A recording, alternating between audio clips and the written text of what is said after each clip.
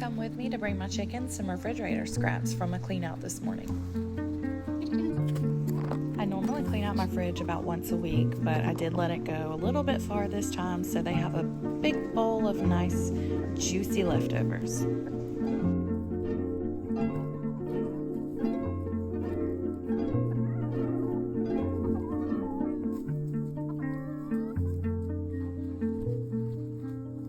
My chickens have a history of being picky eaters, so let's see how much of that they eat. I'll check back in a few hours. Just heading out to have dinner with some friends, and I figured I'd come and give an update. It's been about 4 or 5 hours since we dropped off the scraps.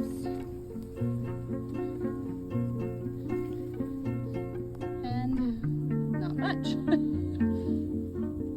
Dudes, what is going on? Picky chickens. Dinner.